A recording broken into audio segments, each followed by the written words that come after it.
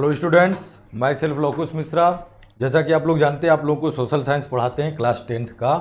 और चैप्टर जो आपको आज मैं पढ़ाने वाला हूं वह इकोनॉमिक्स वाले पार्ट का है, जो आपकी 4th बुक है, हिस्ट्री, ज्योग्राफी, पॉलिटी और इकोनॉमिक्स। तो इकोनॉमिक्स का चैप्टर है sector of the Indian economy. ठीक है, तो इसी sector of the Indian economy chapter से आपको फर्स्ट लेक्चर ये पढ़ा रहे हैं। ठीक है, देखिए इस चैप्टर में क्या है कि जैसे क्लास 9th में आप पढ़े होंगे कि थोड़ा सा पढ़े हैं उसमें 9th क्लास में कि there are 3 sector, primary, secondary, tertiary. तो बेसिक्स आप जान रहे हैं कि sector of the Indian economy. तो इसी को और थोड़ा डिटेल में इस चैप्टर में पढ़ाना है कि कौन कौन से सेक्टर हैं, उसमें क्या क्या प्रोसेस। ठीक है, चैप्टर का नाम यही है आपका, ध्यान दीजिएगा, sector of the Indian economy. ठीक है, स्टार्ट करते हैं। ठीक है, sectors of the economic activity में क्या क्या पढ़ना है। Sectors of the economic activity में या इकोनॉमिक एक्टिविटीज। ठीक है, इसमें आपको 3 चीजें इस चैप्टर में ये 3 बेसिक चीजें पढ़नी है। क्या पढ़ना है? प्राइमरी सेक्टर के बारे में, सेकेंडरी सेक्टर के बारे में, टर्सरी सेक्टर के बारे में। ठीक है, यह पढ़ना है। और क्या पढ़ना है इस चैप्टर में? ऑर्गेनाइज सेक्टर क्या होता है और अनऑर्गेनाइज सेक्टर क्या होता है, इसके बारे में पढ़ना है। और एक थर्ड पॉइंट क्या, पब्लिक एंड प्राइवेट सेक्टर क्या होते हैं, पब्लिक एंड प्राइवेट सेक्टर क्या होते हैं। तो मोटे तौर पे अगर देखा जाए तो आपको इस चैप्टर में क्या पढ़ना है, प्राइमरी, सेकेंडरी और टर्सरी सेक्टर के बारे में पढ़ना है। फिर ऑर्गेनाइज्ड एंड अनऑर्गेनाइज सेक्टर के बारे में पढ़ना है। देन पब्लिक और प्राइवेट सेक्टर क्या होता है उसके बारे में पढ़ना, जो कि आप 9th में इसके बारे में पढ़ चुके हैं, जान चुके हैं। समझ में आई बात? 9th में ये चीजों को आप पढ़ चुके हैं, समझ चुके हैं कि प्राइमरी सेक्टर, अच्छा एक चीज है, तीनों एक दूसरे पे इंटरडिपेंडेंट है, आपको पता है। प्राइमरी सेक्टर है जो एग्रीकल्चर सेक्टर के नाम से जाना जाता है, जिसमें रॉ मटेरियल जो है होता है, वह रॉ मटेरियल जो है सेकेंडरी सेक्टर या इंडस्ट्री सेक्टर में आता है, वहां यह मैन्युफैक्चर होता है। देन सर्विस सेक्टर जो है इन दोनों का हेल्प करके उसको मार्केट में ला करके सेल करता है। खैर, सर्विस सेक्टर्स में बहुत सारी चीजें हैं, है ना, तो बारी बारी से इसको हम लोग देख लेते हैं और किस तरह से इंटरडिपेंडेंट है और क्या इनका रोल है वो सब देखिए। Next, economic interdependent. ठीक है, टॉपिक क्या है, इकोनॉमिक इंटरडिपेंडेंट। देखिए ध्यान दीजिएगा, मैं क्या लिखा हूं उसको ध्यान समझिएगा। There are various linkage between sector. किन सेक्टर में? प्राइमरी, सेकेंडरी और टर्सरी, जो ये 3 सेक्टर हैं, तीनों सेक्टर आपने देखा ना, तो ये तीनों सेक्टर्स जो हैं उसमें क्या करा है कि देयर आर वेरियस लिंकेज, बहुत सारे लिंक एक दूसरे से मिल रहे हैं। किसमें? प्राइमरी, सेकेंडरी और टर्सरी सेक्टर में। एग्जाम्पल के तौर पे कैसे एक दूसरे से लिंकअप है, प्राइमरी, सेकेंडरी और टर्सरी एक दूसरे से लिंकअप कैसे हैं? तो एग्जाम्पल के तौर पे है कि chemical fertilizers which are produce in the secondary sector. ठीक है, ये पहले समझिए, केमिकल फर्टिलाइजर्स कहां प्रोड्यूस होता है? सेकेंडरी सेक्टर में, केमिकल फर्टिलाइजर फैक्ट्री में बन रहा है। ठीक है, but consumed in the primary sector. Consume कहां हो रहा है? इसका यूजफुल, अगर हम कहें कि उसका यूज हम कहां कर रहे हैं, तो हम कहां कर रहे हैं उसको? प्राइमरी सेक्टर में। केमिकल फर्टिलाइजर्स का यूज आप कहां करेंगे? प्राइमरी सेक्टर, एग्रीकल्चर सेक्टर में करेंगे, तो consumed in the primary sector. ठीक है, तो ये लिंकअप हुआ कि नहीं हुआ कि मैन्युफैक्चर या प्रोड्यूस कहां पे हो रहा है? सेकेंडरी सेक्टर में, और उसका यूज जो हो रहा है वह कहां पे हो रहा है? वह प्राइमरी सेक्टर में हो रहा है। एग्जांपल के तौर पे केमिकल फर्टिलाइजर्स का। और इन पूरे प्रोसेस को जो है, जो हो रहा है प्राइमरी और सेकेंडरी सेक्टर से प्राइमरी सेक्टर में, इसको सपोर्ट कौन कर रहा है या हेल्प कौन कर रहा है? वह टर्शियरी सेक्टर कर रहा है। कौन कर रहा है इनको सपोर्ट या हेल्प? कौन कर रहा है? टर्शियरी सेक्टर कर रहा है। Hence economic activity are highly interdependent on each other. तो कंक्लूजन क्या निकलता है कि इकोनॉमिक, कंक्लूजन क्या है यहां से देखिए कि economic activities are highly interdependent on each other. कौन इस other? Primary, secondary and tertiary sector. ठीक है, बात समझ में आई? Next, comparing the 3 sector. Compare कर लेते हैं। The performance of each sector is determined by counting only the value of final goods and service produced by the respective sector. जो भी सेक्टर है, value of final goods and service counting किसकी होती है? ठीक है। कंपेयरिंग में क्या है कि परफॉर्मेंस ऑफ ईच सेक्टर, तीनों सेक्टर एक दूसरे से लिंकेज हैं, ठीक है, लेकिन परफॉर्मेंस जो है वह सभी सेक्टर का मिलाकर के किसकी काउंटिंग की जाती है, किसमें, जीडीपी में। इसको भी आपको बताएंगे अभी, gross domestic product. Final counting इसकी जो होती है तीनों सेक्टर के, वह किसकी होती है, value of final goods and service. Final goods और सर्विस की जो वैल्यू होती है वही जो है उसी का जो है काउंटिंग होता है, चाहे वह जिस भी सेक्टर से हो। एग्जाम्पल के तौर पे आप देखिएगा, जैसे कि जैसे मान लीजिए कि मिठाई बन रहा है, ठीक है, मिठाई बन रहा है, तो मिठाई बन रहा है तो वह एज ए कस्टमर के पास जब आ रहा है तो दुकानदार जो है उसमें जो सारी चीज़ें हैं उसका अलग अलग जो है करके नहीं ले रहा है, वो जो अमाउंट है वह अलग अलग करके नहीं ले रहा है, क्योंकि जब जैसे एग्जांपल आपको मिठाई का दिए हैं तो उसके लिए जो उसमें चीनी लग रहा है या मैदा लग रहा है या तमाम जो भी चीज़ें लग रही हैं, तो जो रॉ मटेरियल है वो कहीं ना कहीं agriculture sector means primary sector से आ रहा है। प्राइमरी सेक्टर से रॉ मटेरियल मिला मिठाई बनाने के लिए, अब उसको बनाया कहाँ जा रहा है, वह सेकेंडरी सेक्टर में, फिर उसको सेल किया जा रहा है तो कहाँ, वह कौन सा सेक्टर हो गया, सर्विस सेक्टर हो गया, टर्सरी सेक्टर हो गया। टर्सरी सेक्टर को ही सर्विस सेक्टर कहते हैं। तो आखिरकार जो है उसमें दुकानदार जो है वह फाइनल गुड्स जो है, जो मिठाई है उसका वैल्यू लेता है आपसे कि भाई यह 400 केजी है या 500 केजी है ना, समझ रहे हो। यह नहीं कहता है कि आप आटे का अलग दो या मैदा है उसका अलग दो, आप शुगर का अलग दो, उसमें कुछ नट्स मिलाए गए हैं उसका अलग दो, उसको हमने रखा है फ्रीज करके इतने दिन से अपने दुकान में उसका अलग से दो, दुकान का हम इतना किराया देते हैं तो उसका अलग से दो, बनाने में इतने लेबर चार्ज लगे उसका अलग से दो। अलग अलग कहीं कुछ नहीं, प्राइमरी सेकेंडरी टर्सरी तीनों सेक्टर का मिला करके फाइनल गुड्स जो है उसका वैल्यू काउंटेबल होता है। तो बता दिया 500 रुपया केजी है, वो नहीं बताएगा कि नहीं इसमें हमारा लागत कितना लगा है, या उसमें 1 केजी मिठाई बनाने में हम 500 रुपया ले रहे हैं तो उस 500 रुपये में हमारा प्रॉफिट क्या है, हमारा जो है लेबर चार्ज क्या है, जो फ्लोर या शुगर लगा हुआ है, नट्स लगे हुए हैं या तमाम जो भी चीज़ों मिला करके उसको बनाए, उसकी अलग अलग प्राइसेस के हिसाब से वह नहीं, फाइनल गुड्स का ही जो है कैलकुलेशन होता है, ठीक है। Advantage of counting final goods and service, यहाँ पे देखिए वही जो मैं आपको एग्जांपल बताया वही चीज कह रहा है कि counting the final goods and service included the value of all intermediate goods, सभी इंटरमीडिएट गुड्स को काउंट उसमें एक साथ कर लिया जाता है। ए इंटरमीडिएट गुड्स कौन से हो गए, मिठाई बनाने का एग्जाम्पल दिए तो उसमें चीनी हो गया, आपका फ्लोर हो गया, ठीक है, या अदर नट्स मिलाया गया या जो भी चीज़ें उसमें यूज की गई हैं वो सब इंटरमीडिएट गुड्स हो गया। तो काउंटिंग किसकी होती है, फाइनल गुड्स और सर्विस की होती है। Included the value of all the intermediate goods that are used in making the final goods, ठीक है। यहाँ एग्जाम्पल देखिए बिस्किट का दिया है आपको, हम स्वीट्स का बताएं मिठाई का बताएं, एग्जाम्पल बिस्किट्स का दिया है तो इसमें जो भी फ्लोर या व्हीट का यूज हुआ है बिस्किट बनाने में, है ना, या उसमें शुगर यूज हुआ है, मैन्युफैक्चर करने में लेबर चार्ज लगा है, मशीनों से बना है उसका खर्च लगा है, उसको आग पर तपाया गया है उसका खर्च हुआ, ऐसा सब अलग अलग कुछ नहीं, फाइनल गुड्स बन के तैयार हुआ उसी का वैल्यू काउंटेबल होता है कि बिस्किट आपको मिला कितना 10 रुपीज़ का, ठीक है। फॉर एग्जांपल 10 रुपीज़ का आपने बिस्किट लिया तो उस फाइनल गुड्स की वैल्यू ही काउंटेबल होती है। जीडीपी में भी वही काउंटेबल होती है, फाइनल गुड्स का अलग अलग नहीं होता है कि चीनी लगा तो मैदा लगा तो उसको ट्रांसपोर्ट का खर्च लगा, ये सब अलग अलग काउंटेबल जीडीपी में भी नहीं होता है। फाइनल गुड्स जो है उसी का वैल्यू कंक्लूड किया जाता है। और इसमें एक चीज़ और कि all the goods and service, यहाँ गुड नहीं होगा भाई, यहाँ यस जोड़ लीजिएगा, गुड्स होता है, ठीक है। All the goods and service are turn into their value counted for calculation of total income, और यह टोटल इनकम में काउंटेबल फाइनल गुड्स होता है। या टोटल इनकम को ही क्या कहते हैं, यहाँ पे हम जीडीपी कहते हैं, टोटल प्रोडक्शन ऑफ कंट्री, ठीक है।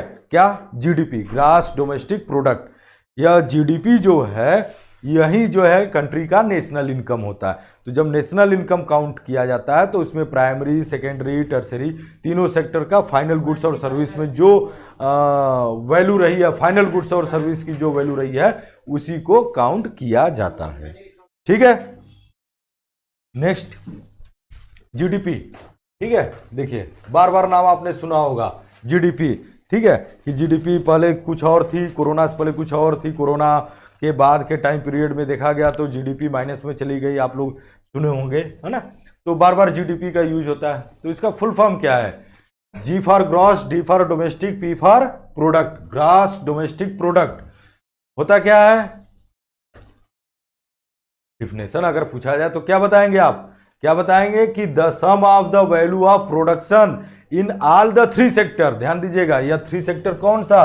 Primary, secondary and tertiary sector, जो आपको अभी बताएं कि the sum of the value of production in all the three sector in a particular year. यह पर्टिकुलर ईयर क्या होता है? जनरली तौर पे यहां पे हम लोग जो है 1 ईयर्स का लेकर के चलते हैं।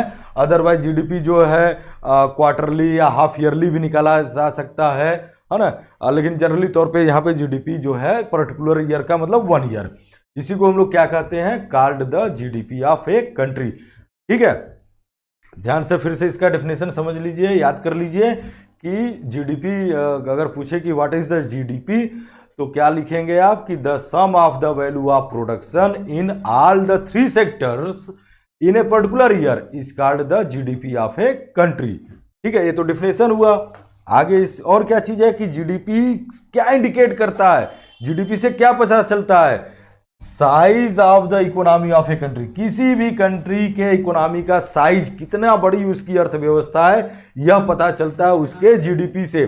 जीडीपी अधिक है तो का मतलब उसका इकोनॉमी जो है, इकोनॉमी का आकार जो है, उसकी अर्थव्यवस्था का आकार जो है वह बड़ा है। अगर इकोनॉमी ये जीडीपी कम है या डाउन होते चली जा रही है, मतलब उसकी अर्थव्यवस्था खराब होती चली जा रही है। बस समझ आई? तो ये जीडीपी से जो है हम लोग पता कर पाते हैं कि एक्चुअल में किसी भी कंट्री का इकोनॉमी साइज क्या है। It is the market value, और क्या है इसमें कि it is the market value of the final goods and service produced by all sector. ये आपको बता चुके हैं कि जो मार्केट वैल्यू होती है फाइनल गुड्स की, मार्केट वैल्यू जो होती है वही कंक्लूड होता है, वही इसमें शामिल होता है। Final goods and service produced by all sector. All sector का मतलब यहाँ तीनों सेक्टर से जो प्रोड्यूस होता है। ठीक है, अब इसमें और चीजें हैं जीडीपी के बारे में आपको जानना है। The estimating the GDP in India, है ना, इसको एस्टिमेट कौन करता है? बहुत बड़ा काम हो गया ना, सब जोड़ना, पूरे साल भर का, पूरे कंट्री का, पूरे एक साल का कितना इनकम हुआ, नेशनल इनकम। एक फैमिली की इनकम निकालना आसान है। फैमिली की इनकम कैसे निकालेंगे? मान लो फैमिली में 2 लोग कमाने वाले हैं तो किसी की सैलरी 10,000 है, किसी की 15,000 है, तो ऐड कर दिए, हो गया 25,000 रुपया फैमिली की इनकम। ठीक है, तो ये फैमिली इनकम हो गई। या बिजनेस कर रहे हैं तो बिजनेस से कितना प्रॉफिट हुआ है वह उनका इनकम हो गया, ऐड कर लिए। तो फैमिली का तो फिर भी कर सकते हैं, लेकिन यहाँ एक फैमिली की बात नहीं हो रही है, पूरे कंट्री के, पूरे ऑल ओवर कंट्री की बात हो रही है। देश के नेशनल इनकम को कैलकुलेशन करने की बात हो रही है। तो ये बहुत बड़ा काम हो गया ना कि पूरे देश का साल भर का इनकम कितना हुआ। तो इसको कैसे कंक्लूड करते हैं? क्या पूछ रहे हैं अमन जायसवाल सर? हमारा मनी उसमें इंक्लूड नहीं होता है क्या? होता है, बिल्कुल होता है, आपका भी होता है, लेकिन अभी आपका नहीं, आपके पिताजी का होता है। ठीक है, उनकी जितनी इनकम होती है, चाहे वह एज ए प्राइवेट या गवर्नमेंट जॉब कर रहे हैं, तो वह जितना उनका इनकम हुआ वह नेशनल इनकम में ऐड होता है, या फिर बिजनेस कर रहे हैं तो उसका ऐड होता है। ठीक है, बस समझ में आई?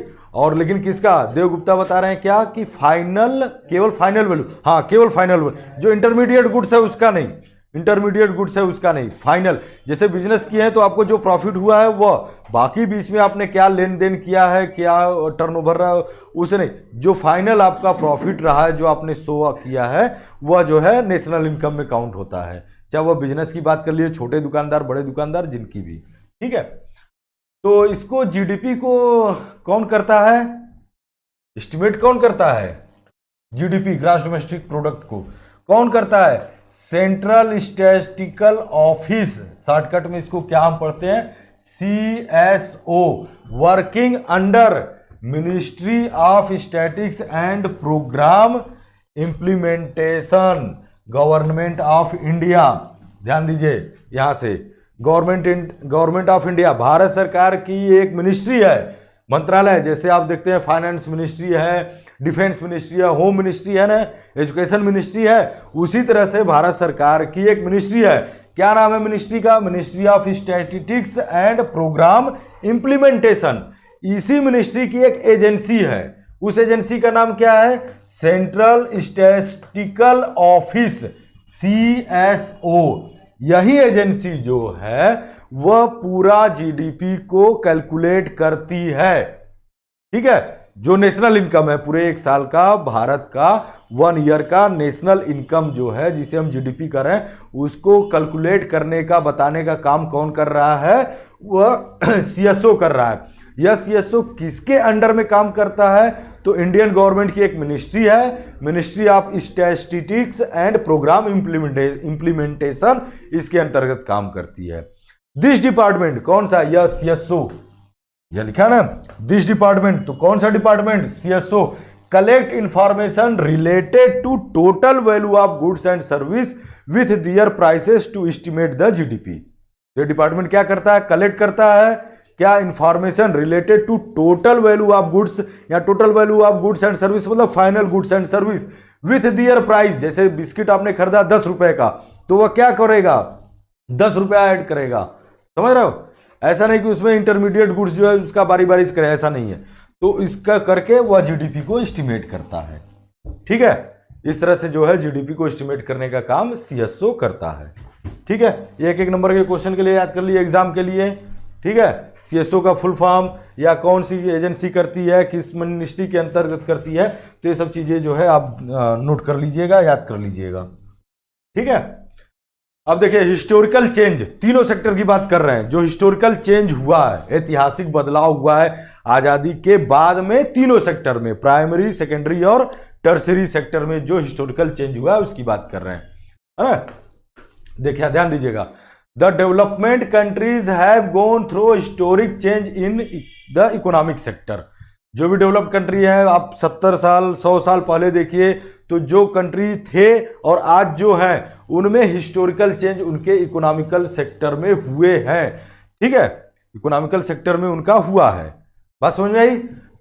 जो भी डेवलप्ड कंट्री हुए हैं इंक्लूडिंग इंडिया, आज़ादी के समय यहाँ पे इकोनॉमिक एक्टिविटी क्या थी, या जो प्राइमरी सेकेंडरी सेक्टर थे, तीनों सेक्टर थे, उनका क्या हाल था, आज क्या है, उसमें बहुत सारा हिस्टोरिकल चेंज हुआ है। या आप जापान का एग्जांपल लीजिए, यूरोपियन कंट्री का एग्जांपल लीजिए, अमेरिका का एग्जांपल लीजिए, जो भी है तो उनमें हिस्टोरिकल चेंज हुए हैं इस दौरान।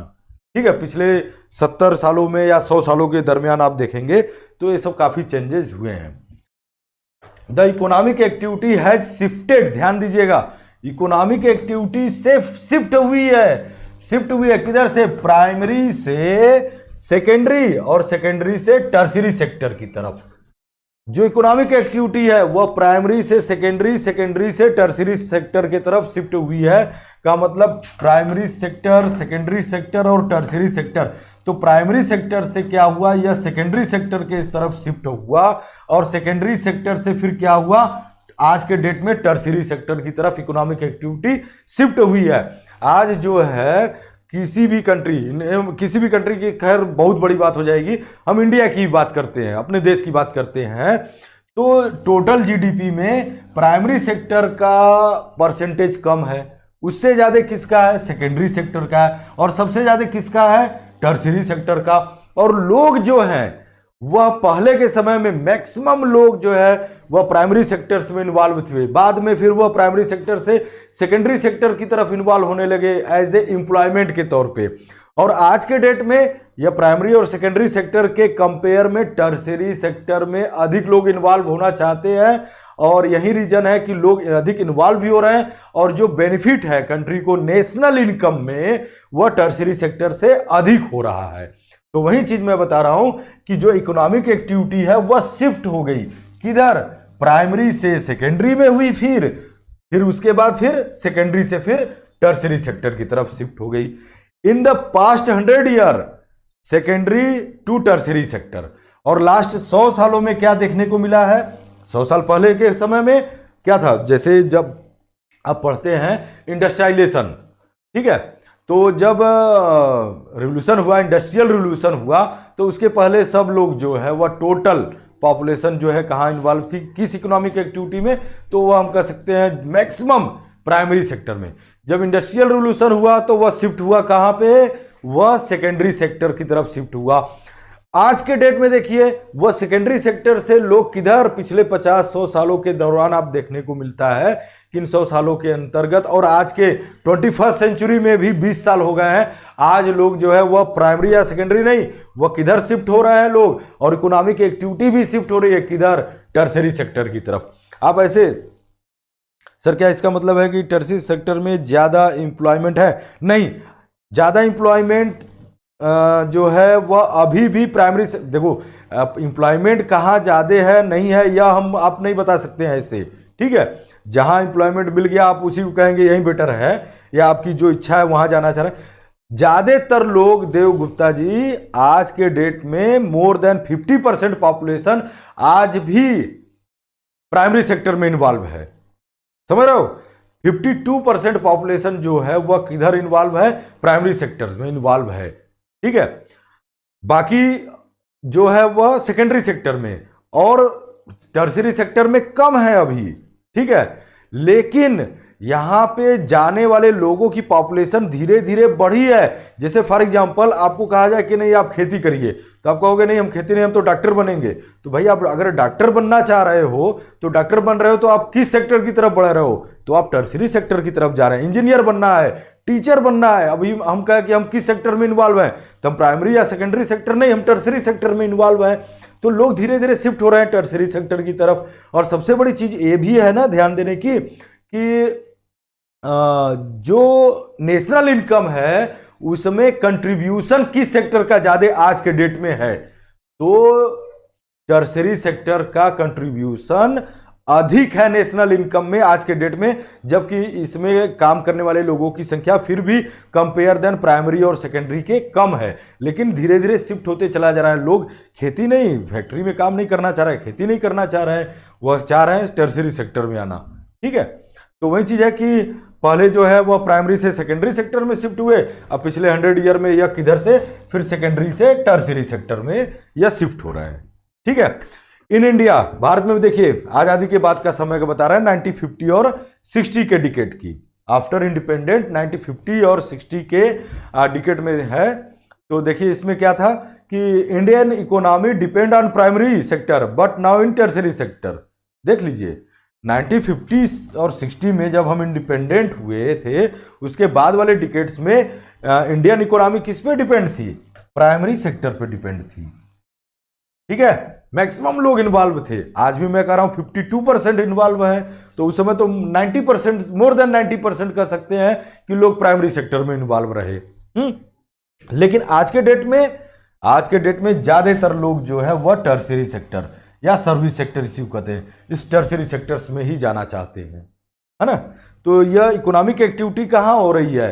हिस्टोरिकल चेंज क्या हो रहा है कि पहले प्राइमरी सेक्टर, फिर इंडस्ट्रियल रिवोल्यूशन हुआ तो लोग शिफ्ट हुए या इकोनॉमिक एक्टिविटी शिफ्ट हुई किसमें? वह सेकेंडरी सेक्टर में शिफ्ट हुई। और आज के डेट में हम देख रहे हैं पिछले 100 सालों में धीरे धीरे देखने को मिल रहा है कि क्या कि लोग जो है और इकोनॉमिक एक्टिविटी किधर शिफ्ट हो रही है? टर्सरी सेक्टर में शिफ्ट हो रही है।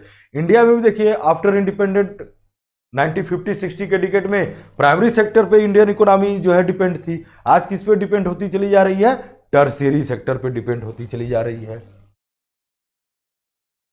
The developed country most people are employed in tertiary sector. जो डेवलप्ड कंट्री है अमेरिका, जापान, सबसे बड़ा एग्जांपल जापान का है। जापान के पास क्या है? नेचुरल रिसोर्सेज कुछ है ही नहीं। तो उसने अपना डेवलपमेंट कैसे किया? उसने अपना डेवलपमेंट किया, उसने ह्यूमन रिसोर्स पे इन्वेस्टमेंट किया और टर्सरी सेक्टर अपना मजबूत किया। और यह जो है अपनी टेक्नोलॉजी के बलबूते, अपना स्किल और टेक्नोलॉजी के बलबूते जो है जापान जो है टर्सरी सेक्टर में जो है आगे बढ़ करके जो है किया। और वैसे भी जनरली तौर पे यूरोपियन कंट्री या अमेरिका जो भी कंट्री है तो उसी की बात हम कर रहे हैं, वही डेवलप्ड कंट्री है ना।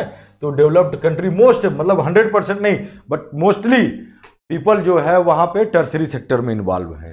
ठीक है, भारत में बता रहा है कि 1973 से 2003 के टाइम पीरियड में, यह एक डाटा है कितने सालों का, 30 ईयर का, कि production in all three sector has increased but most in tertiary sector.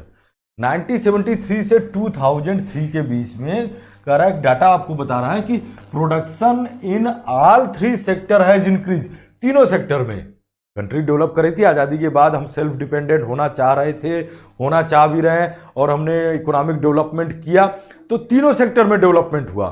ठीक है, तीनों सेक्टर में इंक्रीज हुआ, डेवलपमेंट इंक्रीज हुआ, प्रोडक्शन इंक्रीज हुआ, लेकिन सबसे अधिक कहां हुआ, सबसे अधिक टर्सरी सेक्टर में। यह ध्यान देने की बात है। तीनों में हम आगे बढ़े, इकोनॉमी पुश हुई। ठीक है, इकोनॉमी पुश हुई, तो पुश हुई तो तीनों सेक्टर को हुआ, पुश हुआ, प्राइमरी भी, सेकेंडरी भी, टर्सरी भी, लेकिन ज्यादा कौन हुआ, ज्यादा कौन हुआ, वह टर्सरी सेक्टर हुआ। और भारत की इकोनॉमी में सबसे अहम रोल जो है आज के डेट में वह टर्सरी सेक्टर का है, जिसे हम लोग तीसरा सेक्टर, या टर्सरी का मतलब तीसरा सेक्टर, या इसको सर्विस सेक्टर के नाम से जानते हैं। ठीक है, आगे भारत में देखिए कुछ डाटा बता रहा है प्राइमरी सेक्टर का। अब आप डाटा के द्वारा जो है थोड़ा देखेंगे प्राइमरी, सेकेंडरी और टर्सरी सेक्टर इन इंडिया में।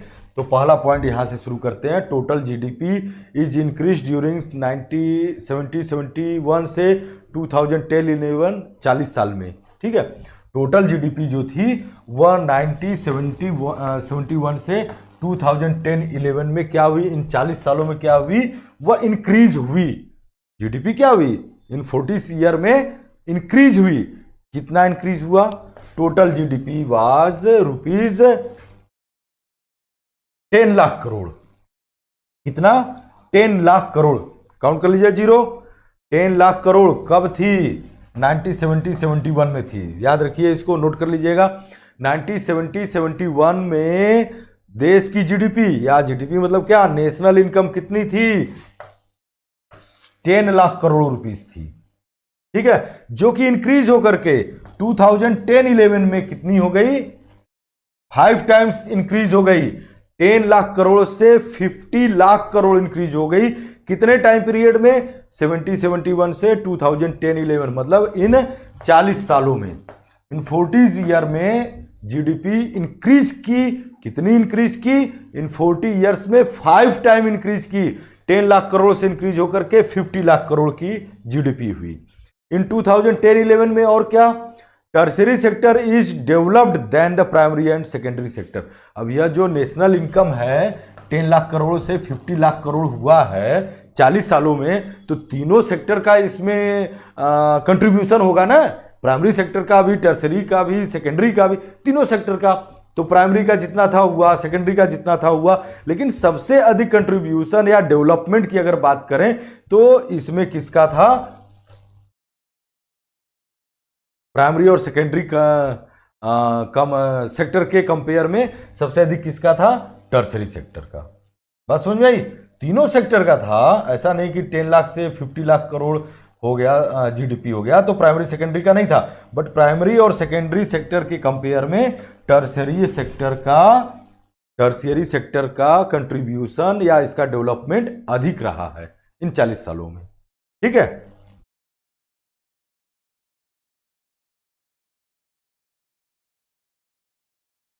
अब ये चीज की भाई टर्सरी सेक्टर का कंट्रीब्यूशन अधिक रहा है, या जो रेशियो है कंट्रीब्यूशन का वह जो है टर्सरी सेक्टर का अधिक है ना, 1970 से 2010 में, इन 40 सालों में।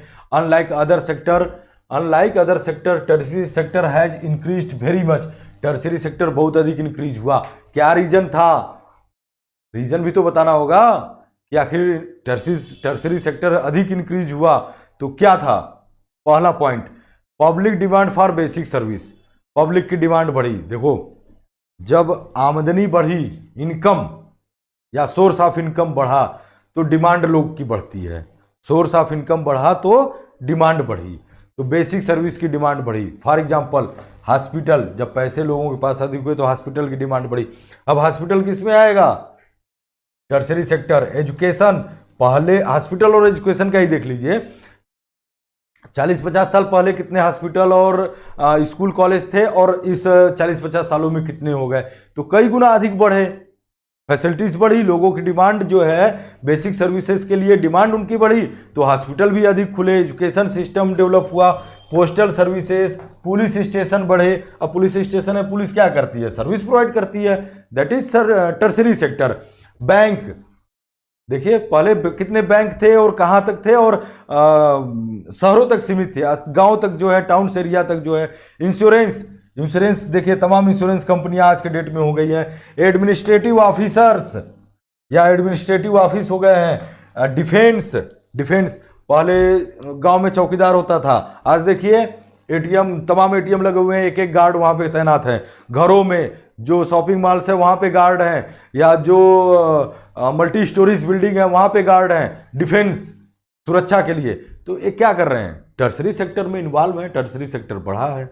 इसके अलावा second point, greater development primary और सेकेंडरी सेक्टर में भी तो मैं बता रहा हूं कि नहीं, इंक्रीमेंट हुआ है, इसमें यह भी इंक्रीज हुआ है, डेवलप हुआ है। हाँ, ये ध्यान रहे कि टर्सरी सेक्टर से कम हुआ है, लेकिन हुआ तो है, ठीक है। तो प्राइमरी और सेकेंडरी सेक्टर में भी काफी चेंजिंग आए, उसमें भी डेवलपमेंट हुआ। तो उसमें डेवलपमेंट हुआ तो वहां प्राइमरी और सेकेंडरी सेक्टर में क्या हुआ कि टर्सरी सेक्टर की डिमांड बढ़ गई। टर्सरी सेक्टर मतलब सर्विस सेक्टर की डिमांड बढ़ गई। For example, mining and agriculture activity demanded transport, trade, storage, है ना। माइनिंग क्या है, प्राइमरी सेक्टर में आता है। एग्रीकल्चर एक्टिविटी है, प्राइमरी सेक्टर है, ठीक है। ये डेवलप हुए, तो इनके डेवलप होने से क्या हुआ, या इन्होंने अपने आप को जो है इंक्रीमेंट इसमें किया, तो डिमांड इनकी बढ़ी। किस चीज़ की डिमांड बढ़ी, तो ट्रांसपोर्ट की डिमांड बढ़ी।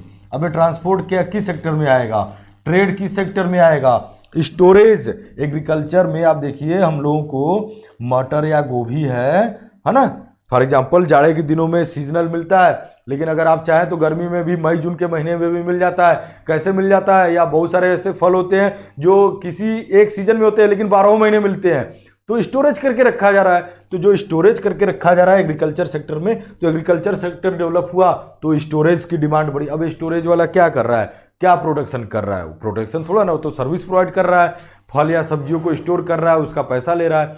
तो यह जो है डिमांड बढ़ी, किसकी डिमांड बढ़ी, टर्सरी सेक्टर की डिमांड बढ़ी। क्यों बढ़ी, प्राइमरी और सेकेंडरी सेक्टर के डेवलप होने से। प्राइमरी और सेकेंडरी सेक्टर के डेवलप होने से टर्सरी सेक्टर की डिमांड बढ़ गई, तो ये अपने आप इंक्रीज हो गया, करना ही नहीं पड़ा, अपने आप इनकी डिमांड होने लगी ना। अब हॉस्पिटल की डिमांड होने लगी, पॉपुलेशन बढ़ा, प्राइमरी सेक्टर और सेकेंडरी सेक्टर इंक्रीज हुआ, लोगों की इनकम बढ़ी, तो हॉस्पिटल की, स्कूल की, कॉलेज की, एजुकेशन सिस्टम की, कोचिंग की डिमांड हुई। जब डिमांड हो गई, आज ऑनलाइन क्लास की डिमांड है, तो ये ऑनलाइन क्लास की डिमांड हुई। अब भाई ऑनलाइन क्लास में क्या है, तो इसमें जो है सेकेंडरी सेक्टर का भी इन्वॉल्व है, लेकिन कम है। ज्यादा कौन इन्वॉल्व है, टर्सरी सेक्टर, इसमें लोग अधिक इन्वॉल्व हैं। इससे जो है नेशनल इनकम इंक्रीज होगा, तो कैलकुलेशन में क्या आएगा कि टर्सरी सेक्टर का रेशियो अधिक है। बात समझ में आई। आगे देखते हैं तीसरा point, increase the income level of people. ये तो बताया कि लोगों की इनकम बढ़ी, है ना, लोगों की इनकम बढ़ी। पहले 10,000 कमा रहे थे, आज 50,000 रुपया कमा रहे हैं, फॉर एग्जाम्पल।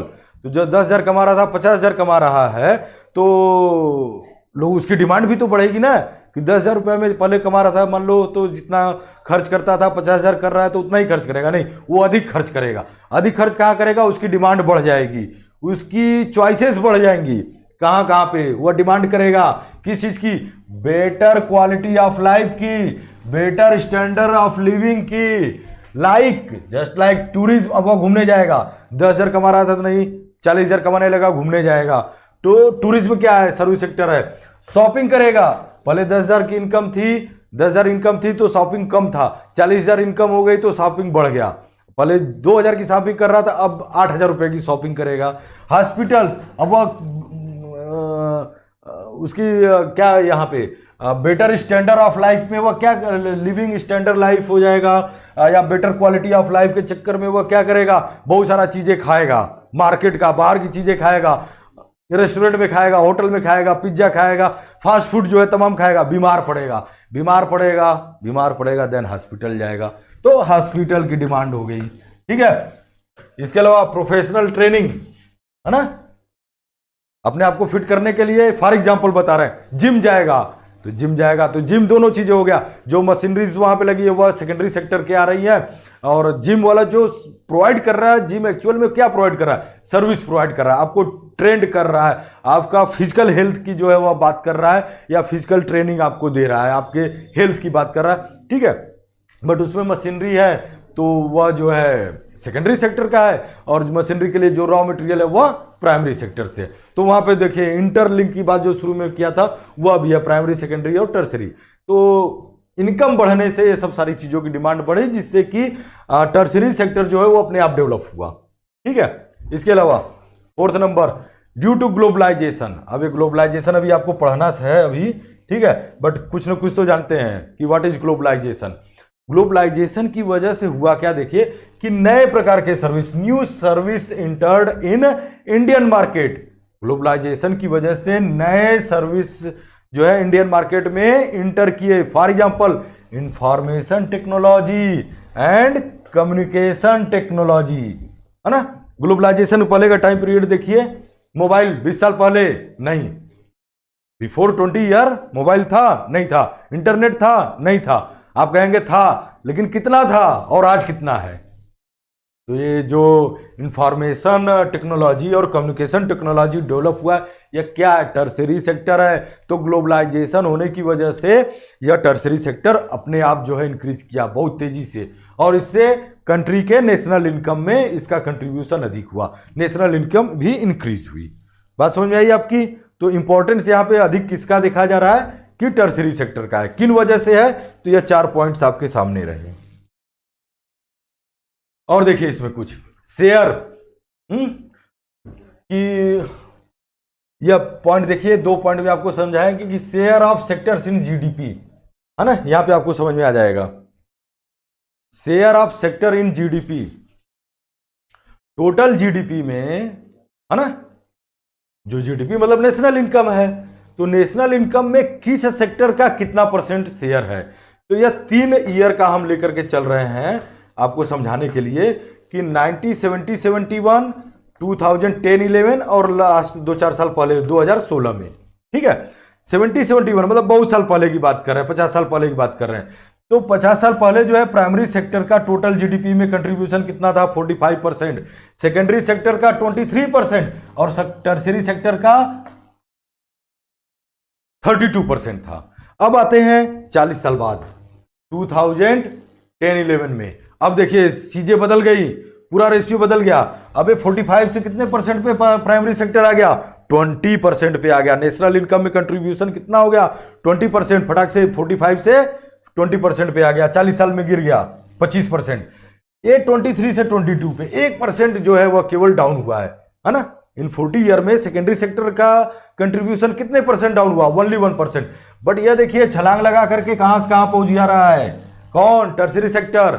32% से डायरेक्ट जो है आफ्टर 40 ईयर में 70-71 से 2010-11 में यह 32% से कहां आ गया, 58% पे आ जा रहा है। ध्यान दीजिए, टर्सरी सेक्टर इंक्रीज किया, बहुत तेजी से इंक्रीज किया, 32% से 58%। अब आते हैं और 2016 में देखते हैं। ठीक है। 2016 में प्राइमरी सेक्टर और डिक्रीज हुआ, 20% से कितने % इसका शेयर हो गया टोटल जीडीपी या इनकम में, 17.32। सेकेंडरी सेक्टर बढ़ा, है ना, सेकेंडरी सेक्टर बढ़ा और टर्सरी सेक्टर थोड़ा सा डाउन हुआ। ठीक है, थोड़ा सा डाउन हुआ, फिर भी कितना, 53.66%। मतलब यहां पे यह जो प्राइमरी सेक्टर है, यह देखिए यह दिन प्रतिदिन यह डाउन होता गया, और इसमें बहुत बड़ा बदलाव तो नहीं है, लेकिन यह जो है यह इंक्रीज हुआ, यह 58 से 53 हुआ भी है, बट मोर देन 50%। मतलब देश की नेशनल इनकम जो है, जो जीडीपी है, उसमें मोर देन 50% कंट्रीब्यूशन किसका है आज के डेट में, टर्सरी सेक्टर का, केवल टर्सरी सेक्टर का है मोर देन 50%, यह इंपॉर्टेंट है। और प्राइमरी सेक्टर का इंपॉर्टेंट यहां पे हम यह बताएंगे कि प्राइमरी सेक्टर का कंट्रीब्यूशन टोटल जीडीपी में लगातार जो है वह डिक्रीज होते चला गया है। ठीक है, तो ये तो शेयर था तीनों सेक्टर का जीडीपी में। अब तीनों सेक्टर का हम देखते हैं कि इंप्लॉयमेंट में क्या शेयर है, कितना इंप्लॉयमेंट देते हैं, मतलब तीनों सेक्टर में प्राइमरी, सेकेंडरी और टर्सरी सेक्टर में कितने लोग इन्वॉल्व हैं। ध्यान दीजिएगा, दो डाटा लेकर के हम चल रहे हैं। ठीक है, 70-71 का और 2010-11 का।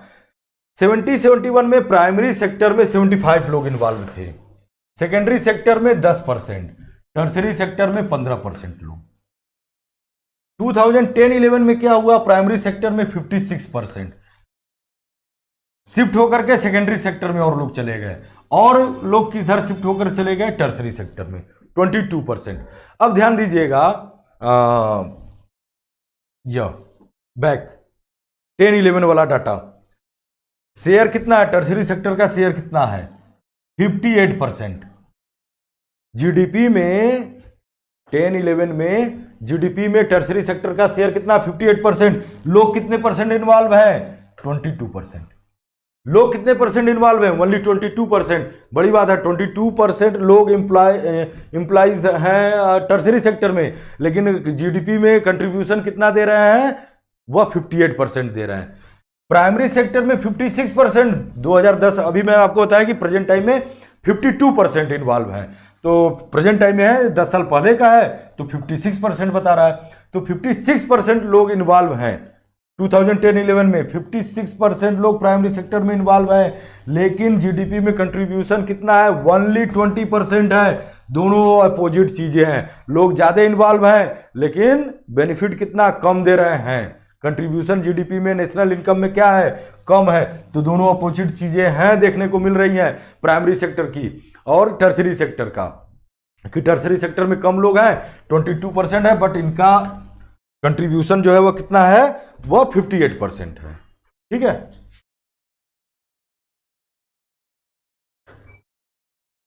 Disguised unemployment, disguised unemployment. अब यही डिस्गाइज्ड अनएम्प्लॉयमेंट हो गया ना कि भाई जो है 56% इन्वॉल्व हो इसमें, है ना, और जीडीपी में इसका कंट्रीब्यूशन कितना है, कितना बताया आपको, कंट्रीब्यूशन कितना है, 20% है, तो कितना है, 20% है।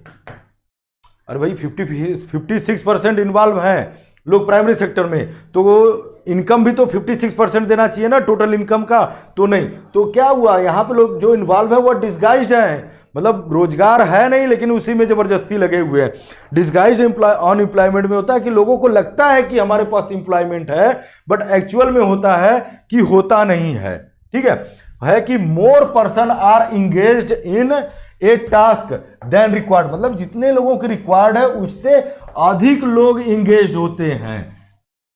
तो इसी चीज को क्या कहते हैं, डिस्गाइज्ड अनएम्प्लॉयमेंट। जैसे मान लीजिए कि एक एग्रीकल्चर फील्ड है, ठीक है, इस पे 4 लोगों की जरूरत है, 4 लोग काम करेंगे, इसमें पैदावार 100 मान लो एग्जांपल के तौर पे 4 लोग इन्वॉल्व होंगे, 100 kg जो है प्रोडक्शन होगा। लेकिन एक्चुअल में है क्या, इसमें 10 लोग इन्वॉल्व हैं। अरे 10 लोग भी इन्वॉल्व होंगे तब भी उतना ही करेंगे, 100 किलो ही पैदा होगा उसमें, जमीन से चावल या गेहूं जो भी एग्जांपल ले लो, तो कितने होगा, 100 kg ही होगा। तो ये बाकी के जो 6 लोग हैं वह क्या है, डिस्गाइज्ड अनएम्प्लॉयमेंट। यही क्या है, डिस्गाइज्ड अनएम्प्लॉयमेंट है। तो 6 लोग जो है यहाँ पे बेकार फालतू के पड़े हुए हैं, इनको कहीं और जाकर के सेकेंडरी या टर्सरी सेक्टर में काम करें, कंट्रीब्यूशन करें जीडीपी में, है ना। तो ये हो गया। और इसमें और क्या चीजें हैं, टू क्रिएट मोर एम्प्लॉयमेंट, अधिक एम्प्लॉयमेंट क्रिएट करने के लिए 1 2 3 4 5 पॉइंट, या 5 पॉइंट आप देख लीजिए। अधिक से अधिक, हम बताया ना कि डिस्गाइज्ड अनएम्प्लॉयमेंट है, तो अधिक से अधिक रोजगार पैदा करने के लिए क्या किया जाए, तो क्या किया जाए, technical and institutional measures, second promotion of allied agriculture, third focus on small scale industries and bank credit, fourth improvement in rural infrastructure, 5वां नंबर improvement in educational and health sector. इसको इम्प्रूव करके और इन पांचों चीज़ों पे बात करके, मतलब ऐसा करके पांचों पॉइंट आप नोट कर लीजिए, याद कर लीजिए। एग्जाम में आपके जो है क्वेश्चन आता है कि how to create more employment, तो आप ये 5 पॉइंट लिखिएगा, ठीक है। ये 5 पॉइंट आप लिखिएगा, तो ये पांचों को करके आप जो है देश जो है, लोग यहाँ पे और गवर्नमेंट भी अधिक से अधिक एम्प्लॉयमेंट को जनरेट कर सकती है, ठीक है। बात समझ में आई? आगे ऑर्गेनाइज सेक्टर। अबे ऑर्गेनाइज सेक्टर क्या होता है पता है ना? ऑर्गेनाइज्ड और अनऑर्गेनाइज सेक्टर पढ़ना है। ऑर्गेनाइज सेक्टर क्या कहेंगे किसको? कि the organise sector cover those enterprises of legs of work where the term of employment are regular and people have assured work. These enterprises are registered. यहां पे इसको समझिएगा, जो ऑर्गेनाइज सेक्टर होते हैं वहां पे इंटरप्राइजेज या जो फैक्ट्री या कंपनी होती है रजिस्टर्ड होती है गवर्नमेंट के द्वारा, और गवर्नमेंट के द्वारा बनाए गए जो भी रूल रेगुलेशन होते हैं उसको क्या करती है? फॉलो करती है, ठीक है। गवर्नमेंट जो भी बनाता है, जैसे कौन से रूल रेगुलेशन को फॉलो करती है? एक तो रजिस्टर्ड होती है, दूसरे गवर्नमेंट के द्वारा बनाए गए रूल रेगुलेशन को फॉलो करती है। Just like factories law, minimum wage act को, पेमेंट ऑफ गारंटी एक्ट को फॉलो करती है। कौन? Organise sector.